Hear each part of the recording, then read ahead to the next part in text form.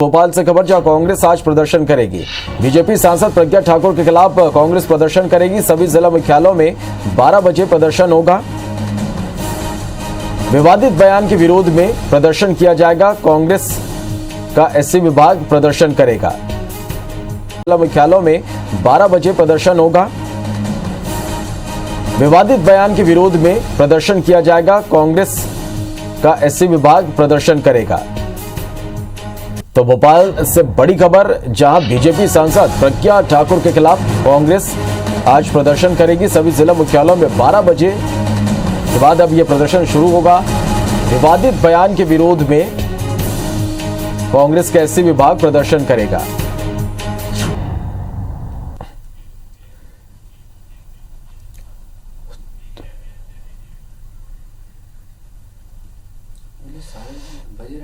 तो चलिए, ये सब की बड़ी खबर आप तक हम पहुंचा रहे हैं। क्षत्रिय को क्षत्रिय कह दो, बुरा नहीं लगता।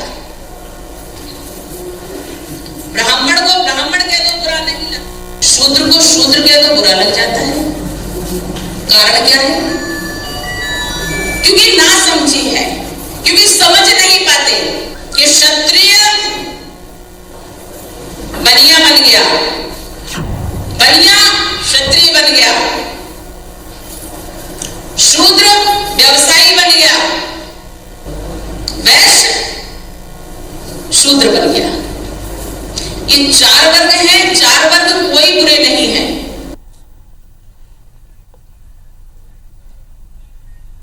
क्षत्रिय को क्षत्रिय कह दो, बुरा नहीं लगता। ब्राह्मण को ब्राह्मण कह दो, बुरा नहीं लगता। शूद्र को शूद्र कह दो, बुरा लग जाता है। कारण क्या है? क्योंकि ना समझी है, क्योंकि समझ नहीं पाते कि क्षत्रिय बनिया बन गया, बनिया क्षत्रिय बन गया,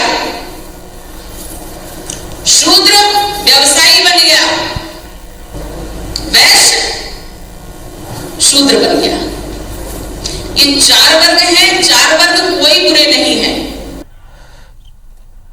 चलिए, तो प्रज्ञा ठाकुर की इसी बयान के बाद बवाल बचा हुआ है और इसे लेकर कांग्रेस आज प्रदर्शन करेगी। इंदौर का रुख करेंगे। हमारे सहयोगी दीपक हमारे साथ इस वक्त लाइव जुड़ रहे हैं। दीपक, सांसद प्रज्ञा ठाकुर के बयान के बाद जो विवाद है, जो बवाल है, वो थमने का नाम नहीं ले रहा। कांग्रेस अब इस मुद्दे पर आज प्रदर्शन की तैयारी में।